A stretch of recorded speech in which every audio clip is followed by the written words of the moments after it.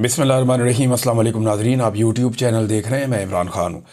नाज़रीन, मुल्तान की सराउंडिंग में हालात बहुत ख़राब हैं, बहुत ज़्यादा।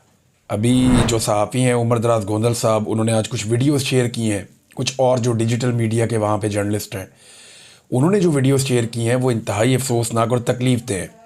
हमारी टीम जो वहाँ मौजूद है, यानी जंग के इलाके में, मुल्तान के एरियाज़ में और इसकी सराउंडिंग में, वो जो मनाजिर भेज रहे हैं वो इंतहाई खौफनाक हैं। बहुत सारी चीज़ें तो हमें डर लगता है कि हम लोगों को दिखाएंगे तो यानी वो ऐसा लगता है कि बच्चे देखेंगे, ख़वातीन देखेंगी तो उन्हें तकलीफ़ होगी। ऐसे खौफनाक मनाजिर जो हैं वो सैलाब ज़दा इलाकों से आ रहे हैं और सारा का सारा पोल खोल कर रख दिया डिजिटल मीडिया ने। लोगों ने बताया कि 15 लाशें वहाँ पानी में बह रही हैं मुल्तान के करीब, और उन लाशों को रिकवर करने वाला कोई नहीं है। पानी के अंदर से निकाले कौन?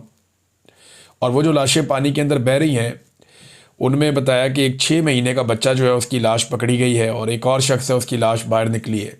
एक बच्चा अपनी वालदा की लाश निकाल रहा था। तो एक अजीबोगरीब सूरत हाल है वहाँ पे। खातून बता रही है कि जी हमारे बच्चे वहाँ दरख्तों पे चढ़े हुए हैं और उन्हें रेस्क्यू करने के लिए कोई नहीं गया, यानी उन्हें निकालने के लिए कोई मौजूद नहीं है, कोई मदद नहीं कर रहा। इसके अलावा जो प्राइवेट कश्तियों वाले हैं वो बहुत पैसे मांग रहे हैं, 2-2 लाख रुपया मांगते हैं एक फ़ैमिली को रेस्क्यू करने के लिए। कई लोगों ने शिकायत की कि रेस्क्यू वाले जो प्राइवेट रेस्क्यू वाले हैं, प्राइवेट जो जिनकी कश्तियाँ हैं प्राइवेट, कई लोग पहुंच गए वहाँ पे। जिनके इलाकों में सैलाब नहीं आया वो अपनी कश्तियाँ लेके वहाँ पहुँच गए हैं, और जिनके पास कश्तियाँ थी वो वहाँ पे लेकर आ गए हैं। अब वो कश्तियाँ जो प्राइवेट लोग चला रहे हैं पीटर इंजन के साथ, जो दीगर वो छोटी छोटी मशीनें होती हैं उनसे वो चलाते हैं, बाज़ों का चप्पू के साथ, तो वो पैसे मांगते हैं लोगों से कि आपकी फैमिली को अब निकालते हैं, और लोग एडवांस में पैसे दे रहे हैं। बहुत सारे कस्बों में जो लोग घिरे हुए हैं, जो निकल कर जाना चाहते हैं, घरों की छतों पर बैठे हुए हैं, दरख्तों पे चढ़ के बैठे हुए हैं, वो वहाँ लटके इंतज़ार कर रहे हैं कि हुकूमत आएगी। हुकूमत आ नहीं रही। हुकूमत के वसाइल बहुत थोड़े हैं, हुकूमत ये कर नहीं पाएगी। और हुकूमत को अपने सारे वसाइल को इस जगह पे लगाने की बजाय, ये तवज्जो जिन कामों पे देनी थी वहाँ तवज्जो देने की बजाय वो टिकटॉक बनाते हैं और निकल जाते हैं। यानी अब इमरान खान की नकल करने के चक्कर में मरीम नवाज़ पहुँच गई वहाँ जाके, जी बच्चों को हम खाना खिला रहे हैं। और वो जो माहौल है उसकी जब वीडियो आती है, तस्वीर आती हैं, तो लोगों को तकलीफ़ होती है, लोग बुरा भला कहते हैं। लोग हुकूमत से मुकम्मल तौर पे मायूस हो गए हैं। जब भी सैलाब मुतासरीन से बात करो तो वो हुकूमत को गालियाँ देते हैं, और ये चीज़ें टीवी चैनल पे ऑन एयर की नहीं जा सकती। अब सैलाब मुतासरीन के जो बदतरीन हालात हैं वो पाकिस्तान के इलेक्ट्रॉनिक मीडिया को ऐसा लगता है कि मना कर दिया गया कि आपने सैलाब की तबाही नहीं दिखानी। वो सैलाब की तबाही दिखाते हैं तो साथ वो बददुआएँ भी आती हैं जो आम आदमी इन्हें दे रहा है, और आम आदमी की वो मायूसी भी आती है जो इन हुक्मरानों से या इस्टेब्लिशमेंट से आम आदमी मायूस हुआ है। अब रेस्क्यू के इंतज़ार में लोग छतों पे चढ़े हुए हैं, लेकिन इन्होंने क्या किया, अपना एक मसनूई सेट लगाया, सेट लगा के वहाँ पे अपना टिकटॉक बनवाया और टिकटॉक बना के निकल गए। भाई जब लोग मर रहे हो ना, लाशें पानी में तैर रही हों, फिर आप ये ड्रामे नहीं कर सकते। जब लोगों की जानें जा रही हों, लोग भूखे हों, फाका ज़दा हो, तब आप ये ड्रामे नहीं कर सकते। लेकिन आप देखें कि इनके ड्रामे जारी हैं और ये ड्रामे लगातार करते चले जा रहे हैं। ये सारे के सारा जो है ना, एक ऐसा टोला लाकर मुसल्लत किया पाकिस्तान की मिलिट्री एस्टेब्लिशमेंट ने, जिन्हें अवाम का एहसास ही नहीं है, और ये करप्शन के अलावा कोई और काम करना जानते भी नहीं है। झूठ, करप्शन, बेईमानी, फ्रॉड, ये यही काम करते हैं। पाकिस्तान के ज़्यादातर सियासतदान यही करते हैं, क्योंकि अच्छे लोग सियासत में आए ही नहीं, और जो लोग आए उन्हें चलने नहीं दिया गया, चाहे वो किसी भी पॉलिटिकल पार्टी में आए हों। इनकी पॉलिटिकल पार्टी में भी अच्छे लोग हैं, लेकिन आप देखें वो पीछे रह जाते हैं। जो जितना बेईमान होगा, करप्ट होगा, वो आगे आ जाएगा। अभी आप ये देखें ना कि ये शाहराह भुट्टो है, मलीर एक्सप्रेस वे, इसको जनाब 54 अरब रुपए का ये मंसूबा है।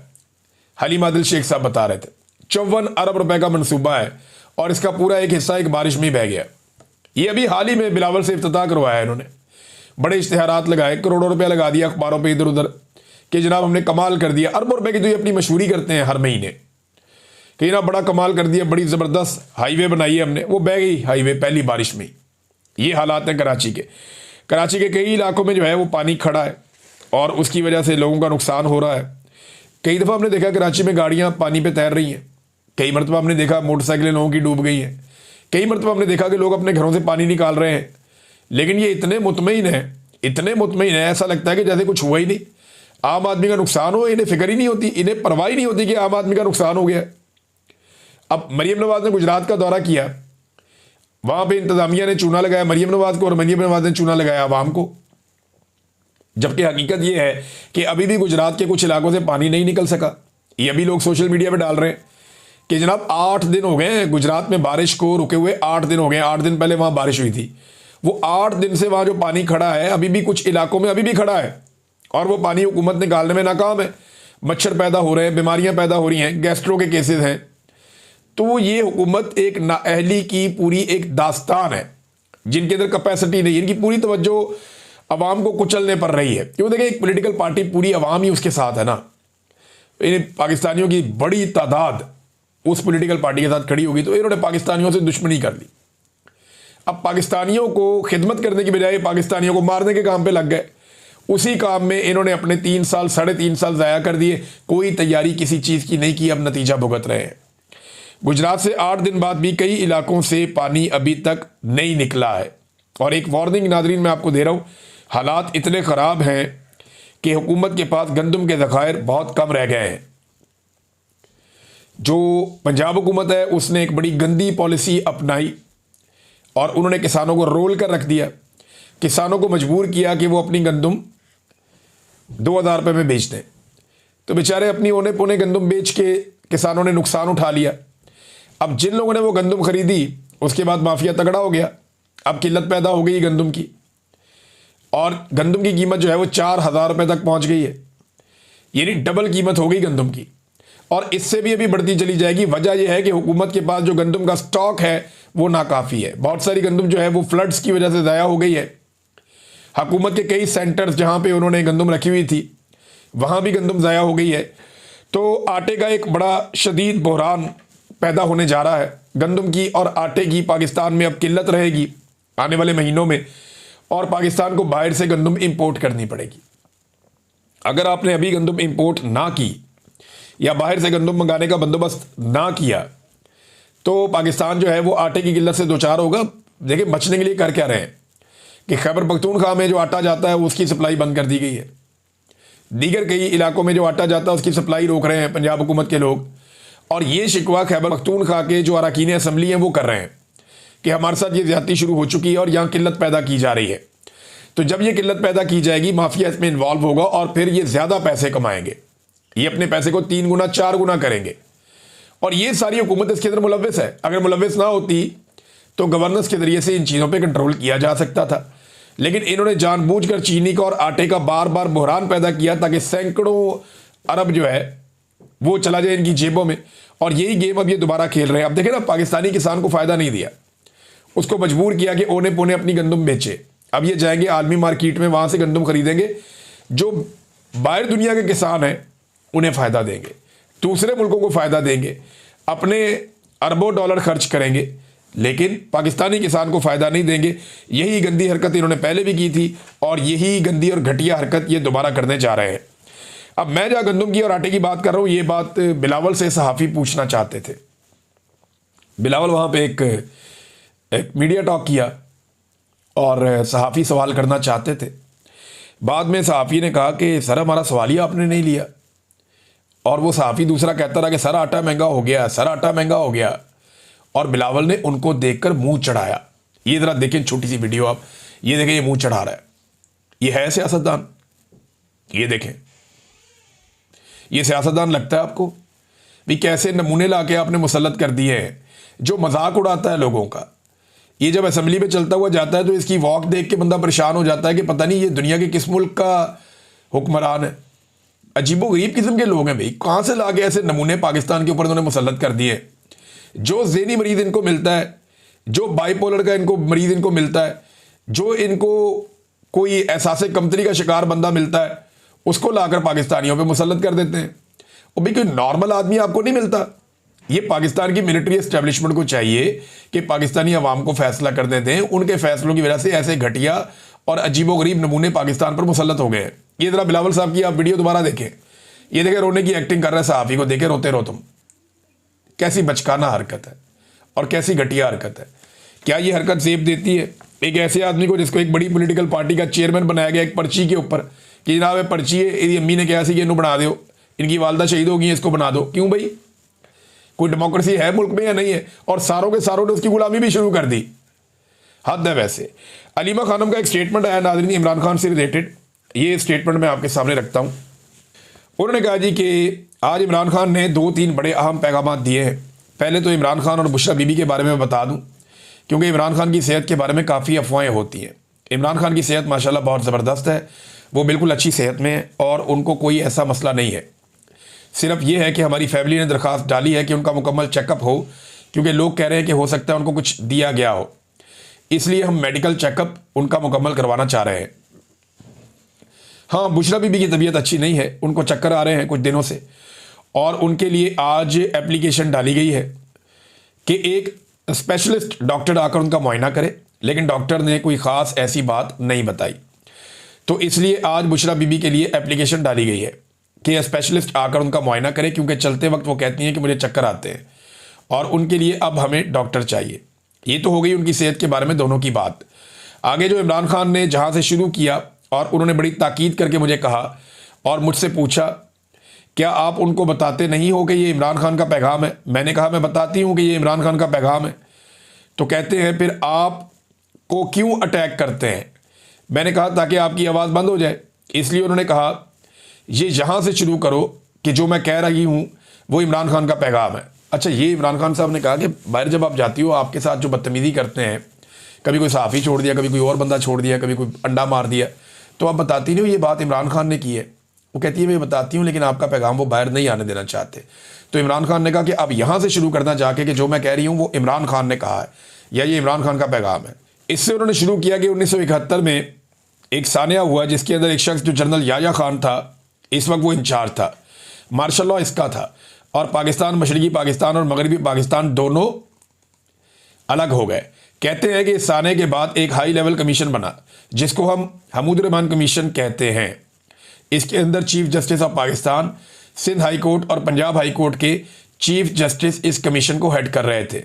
4 साल उन्होंने लगाए तहकीकात में, कई 100 लोगों को उन्होंने इंटरव्यू किया। उनकी एडवाइजरी टीम में एयरफोर्स, आर्मी और नेवी के नुमाइंदे शामिल थे जिन्होंने उनकी मदद की ये रिपोर्ट तैयार करने में। और इसकी जो फाइनल कंक्लूजन थी उसमें यह था कि जो जनरल याया खान था उसने अपनी ज़ात के लिए, अपने इक़्तिदार को लंबा करने के लिए ऐसे फैसले किए जिनकी वजह से पाकिस्तान टूटा। सबसे अहम फैसला ये था कि सबसे बड़ी जमात जो थी जिसके सरबराह मुजीबुर रहमान थे, अवामी लीग, उसको उन्होंने दबाया।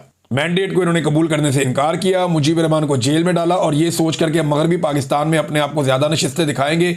और इसके बाद उन्होंने 24 मार्च 1971 को मुजीबुर रहमान के साथ मुज़ाकरात भी किए, लेकिन उसी रात फुल फ्लैज ऑपरेशन शुरू कर दिया जिसमें कहा जाता है कि कई लाखों लोगों की जानें गई और पाकिस्तान टूट गया।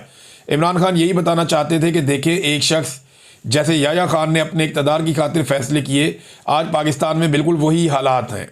इमरान खान कहते हैं कि आप ये देखें कि 9 मई कैसे हुआ। 9 मई में ये कैसे मुमकिन है कि एक ही रात में 10,000 लोगों को शनाख्त करके गिरफ्तार कर लिया गया बगैर तहकीक और बगैर सबूत के? आपने 10,000 अफराद को कैसे पहचान लिया? उसका मतलब है कि ये सब पहले से एक मंसूबा था। जिन लोगों ने अमारतों की CCTV फुटेज हटाई वही असल किरदार है। इमरान खान के मुताबिक जनरल आसिम मुनीर ने यह सब कुछ इसलिए किया ताकि PTI को ख़त्म करने की शुरुआत हो। ये एक फॉल्स फ्लैग ऑपरेशन था। इसी बहाने हज़ारों कारकुनान को गिरफ्तार किया गया, पार्टी का झंडा दबाया गया और जो भी उम्मीदवार खड़ा होता उसे हरासा किया जाता। लेकिन इस सब के बावजूद 8 फरवरी को एक इनकलाब आया। बगैर इंतखाबी निशानात के भी अवाम ने जुल्म के निज़ाम के खिलाफ वोट डाला और PTI को 2/3 अक्सरियत मिली। मगर अगले ही दिन 9 फरवरी को पूरा इलेक्शन चोरी कर लिया गया। इमरान खान याद दिलाते हैं कि कमिश्नर रावलपिंडी ने खुद कहा था कि मेरा ज़मीर गवारा नहीं करता, 50-50 हज़ार वोटों पर PTI जीत रही थी, लेकिन हमने इनके नताइज बदल दिए। बाद में बताया जनाब कमिश्नर का दिमाग ख़राब हो गया, फिर उसे गायब कर दिया गया। आज कोई मीडिया पूछता ही नहीं वो कहाँ है। इसके बाद 9 मई के केसेस के नाम पर मजीद सजाएं देना शुरू हुई। अब PTI की जीती हुई नशिस्तें भी एक एक करके छीनी जा रही हैं। मिसाल के तौर पर एजाज चौधरी को नाअहल करके इनकी सीट राणा सनाउल्लाह को दे दी गई। इसी तरह नाजायज़, नाअहली और झूठे मुकदमात के ज़रिए नशिस्तों पर कब्ज़ा किया जा रहा है। इमरान खान ने कहा कि आप इन लोगों की हुकूमत को जायज़ हैसियत ना दें। हालिया ज़िमनी इंतखाबात के बारे में उन्होंने कहा कि ये लोग पहले अवाम को नाजायज़ सज़ाएँ देकर नशिस्तें छीनते हैं और फिर इन्हीं नशिस्तों पर दोबारा इंतखाबात करवा कर कब्ज़ा कर लेते हैं, इसलिए इनको जायज़ तस्लीम ना किया जाए। आखिर में इमरान खान ने कौमी असम्बली के तमाम अरकान को खराज तहसीन पेश किया जिन्होंने अपनी कमेटियाँ छोड़ दी उन्होंने कहा कि अरकान असम्बली ने इस्तीफा दे दिया, अपनी मुराद वापस कर दी। अब इमरान खान ने आज जो नई हिदायत दी है उनके मुताबिक सेनेट की तमाम कमेटियों से भी इस्तीफा दिया जाए। जितने भी सेनेटर्स किसी कमेटी में बैठे हैं सब कमेटियों से अलग हो जाए। ये इनकी आज की हिदायत है। और साथ ही कहा कि कुछ दिनों बाद मैं अगला लायामल दूंगा। तीसरा नुकता, इमरान खान फिक्रमंद थे खैबर पख्तूनख्वा में जारी ऑपरेशन। उन्होंने कहा कि यह ऑपरेशन फौरन रोका जाए। बादी में जब ANP की हुकूमत में ऐसा ऑपरेशन हुआ था उसका नतीजा उल्टा निकला था।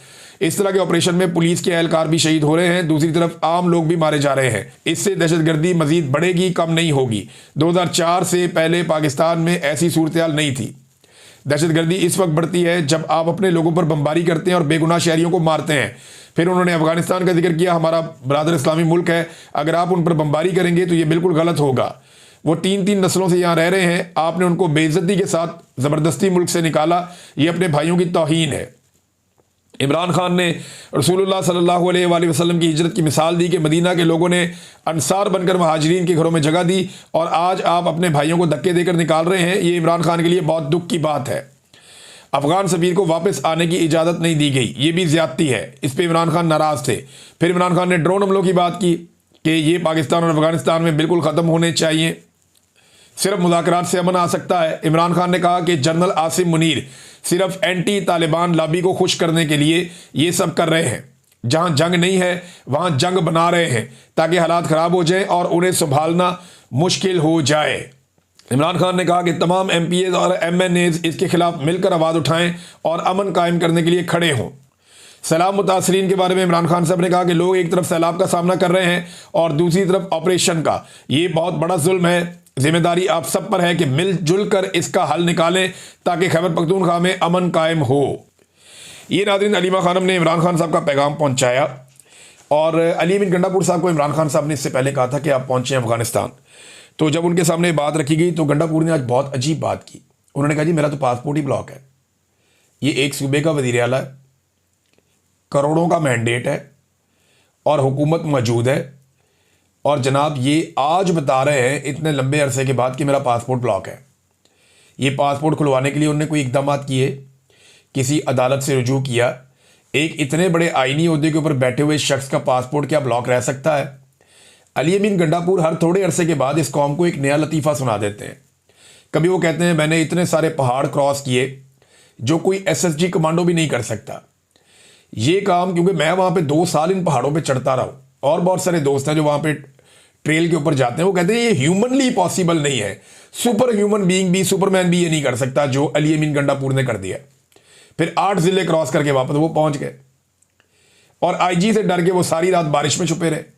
ये अजीबोगरीब किस्म की बातें अली अमीन गंडापुर हमें बताते हैं। फिर डी चौक से बुशरा बीबी को ले जाने की कहानी जो उन्होंने सुनाई वो भी किसी को समझ नहीं आती आज तक। और अब उन्होंने एक नई कहानी सुना दी कि मेरा पासपोर्ट ही ब्लॉक है। यार ये कैसे हो सकता है? एक वजीर आला का पासपोर्ट ही ब्लॉक है और वो खुलवा नहीं पा रहे। देखिए ये तो एक बहुत बड़ा मजाक है कि एक वजीर आला का पासपोर्ट ब्लॉक है। उससे बड़ा मजाक ये है कि वो वजीर आला शिकायत लगा रहा है कि जी मेरा पासपोर्ट ब्लॉक है। और भाई इस वजीर आला के पास इतना इख्तियार है और इतनी ताकत है, एक आईनी होता है कि इसका पासपोर्ट तो 10 मिनट के अंदर वजीर दाखिला को खुद लेकर इसके पास जाना चाहिए। लेकिन मुझे नहीं समझ आती कि अली अमीन गंडापुर साहब कहाँ से कहानी बनाते हैं और कौन इन्हें बनाकर देता है और किस तरह ये कहानी इतने कॉन्फिडेंस के साथ सुना भी देते हैं। हैरत होती है मुझे। नाज़रीन 2 खबरें और देता हूँ। एक तो सेनेट की कायमा कमेटी बराए इत्तलात व नशरियात ने अडियाला के बाहर जो सहाफ़ी पे एक तशद्दुद का वाक़या हुआ उस सहाफ़ी को तलब कर लिया है। लेकिन याद रखें कि इस सहाफ़ी ने सियासी क़यादतों के लिए इमरान खान, बुशरा बीबी, इमरान खान की बहनों के लिए खंजीर का, भगोड़े का, भगोड़ी का, इस तरह के अल्फाज बहुत इस्तेमाल किए हुए, बड़ी घटिया ज़बान इस्तेमाल की हुई है। एक ऐसी सियासी जमात जिसके करोड़ों कारकुन हैं, उनके लीडर्स को आप गालियां देंगे तो फिर रिएक्शन आएगा। लेकिन ये नहीं होना चाहिए था। जो कुछ भी हुआ ये सारी एपिसोड ठीक नहीं है। ये कौन सी सहाफ़त है, समझ से बाहर है।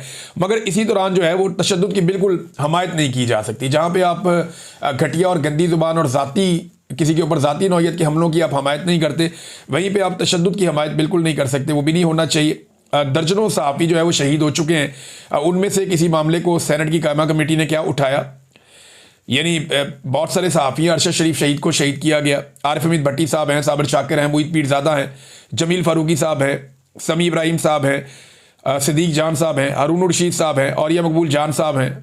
मैं आपके सामने बैठा हूँ। ज़ुबैर अली खान साहब हैं, ज़हीम लगारी साहब हैं, शाकिर इवान साहब हैं, वजाहत सईद साहब हैं, समीना पाशा हैं, खालिद साहब हैं, हबीब अकरम साहब हैं, अकबर बाजवा हैं, अयाज अमीर हैं, मुतीउल्लाह जान हैं, अहमद फरहाद हैं, काशिफ अब्बासी हैं। मैं कितने नाम लूँ आपके सामने। ये सारे नौकरियों से निकाले गए, इन सबको नौकरियों से निकाला गया। बहुत सारों को मुल्क से बाहर जाना पड़ गया है। लोग अभी कमर मेकन साहब हैं, वो भी पाकिस्तान छोड़कर बाहर चले गए हैं। बहुत सारे, अगर मैं आपको रिपोर्टर्स के नाम बताऊं ना तो आप गिन गिन के थक जाएंगे। जिन्होंने कंप्रोमाइज नहीं किया उन सबकी नौकरियों से इनको फारिग कर दिया गया। एडिटर्स को फारिग कर दिया गया। एंकर्स तो आपको नजर आते हैं ना, बाकी लोग आपको नजर ही नहीं आते। बेतहाशा जुल्म किया गया। लेकिन कभी कायमा कमेटी ने बुलाया, पूछा? कभी नहीं बुलाया। मैं और शहीद अरशद शरीफ इस कायमा कमेटी में गए थे। हमने जाकर सारे हकायक रखे थे। टके की इनकी औकात नहीं है, कुछ नहीं कर सके थे। उसके बाद साबिर शाकिर भाई ने बाहर से बैठ के इस कायमा कमेटी को सारा कुछ बताया। बार बार इनको लेटर लिखे, हर चीज इनको भेजी हमने। टके का इनकी औकात नहीं है, इन्होंने कोई काम नहीं किया था, ना ये अब कर पाएंगे। जिनकी औकात है वो ओहदों पे बैठते जा रहे हैं। देखिए एक और खबर आई है, ये एक और मेजर जनरल है, इनको नौकरी मिल गई है। बहुत बहुत मुबारक हो, बहुत बहुत मुबारक हो। जैसे लॉटरी लगती है किसी की, वैसे ही इन जर्नलों को नौकरियां मिलती हैं सिविल इदारों के अंदर। मेजर जनरल अबू बकर शहबाज एडिशनल सेक्रेटरी वजारत दफाई पैदावार तैनात हो गए। मेजर जनरल अबू बकर शहबाज को 3 साल के लिए डेपुटेशन पर तैनात किया गया है। नोटिफिकेशन जारी कर दिया गया।